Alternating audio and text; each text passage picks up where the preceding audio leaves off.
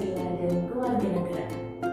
Di video kali ini, Miss Tisa akan menjelaskan materi di kelas 10 mengenai pembagian wilayah Republik Indonesia.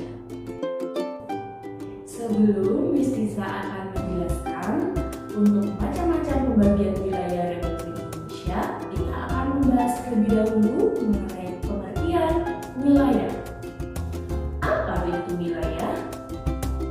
Wilayah adalah bagian dari negara yang tidak boleh dilanggar oleh negara lain.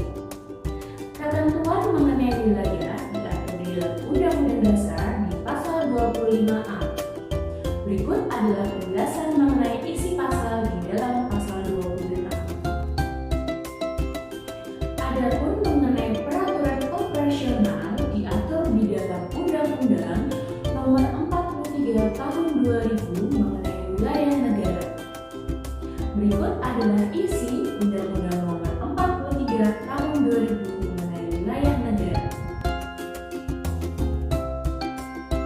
Setelah kita tadi membahas pengertian umum mengenai wilayah negara, kita akan masuk ke materi tentang ketentuan wilayah Negara Kesatuan Republik Indonesia.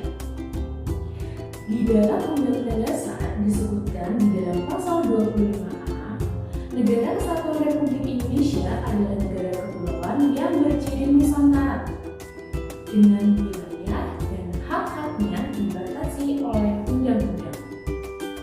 Wilayah Negara Kesatuan Republik Indonesia terdiri dari yang pertama adalah wilayah daratan, yang kedua adalah wilayah perairan, ketiga adalah wilayah udara, dan yang terakhir adalah sumber daya alam yang meliputi dari kekayaan alam di negara Indonesia.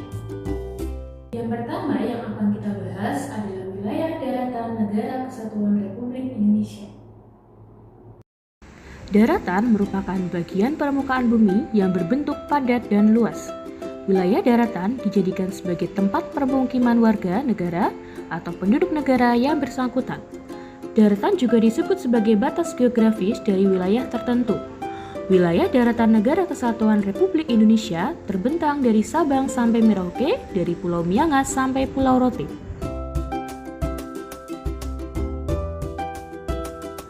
Lalu yang kedua, kita akan membahas mengenai wilayah perairan Negara Kesatuan Republik Indonesia. Wilayah perairan Negara Kesatuan Republik Indonesia dibagi menjadi 3. Yang pertama ada laut teritorial, dua adalah landasan kontinen, dan yang ketiga adalah zona ekonomi eksklusif. Bagaimana cara membedakan untuk ketiga pembatasan tersebut? Pembagian wilayah perairan diliputi dari yang pertama adalah laut teritorial.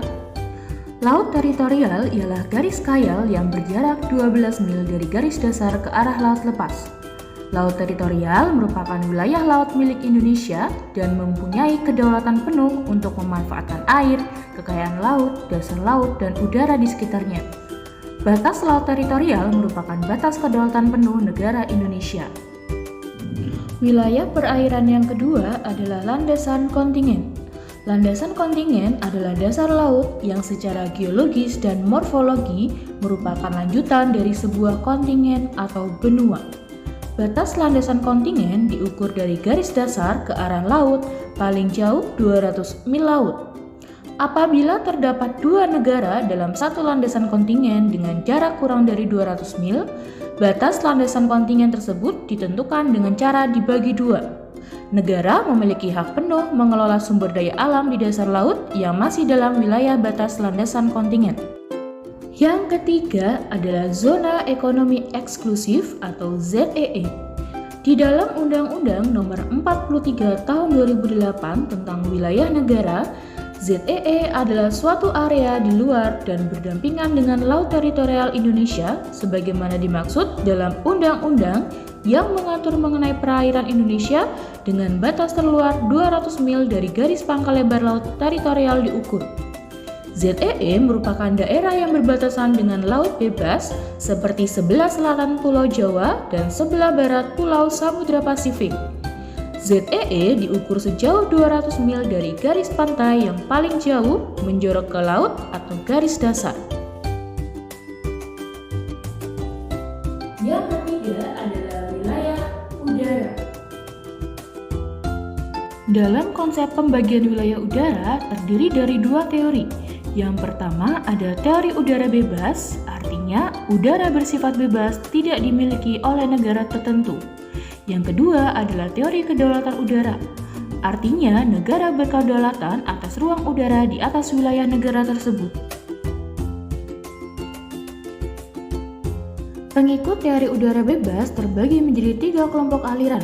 Yang pertama ada kebebasan udara tanpa batas, 2. Kebebasan udara dengan hak khusus negara kolong, dan yang ketiga kebebasan dalam udara dengan penetapan wilayah atau zona teritorial bagi negara kolong untuk melaksanakan haknya.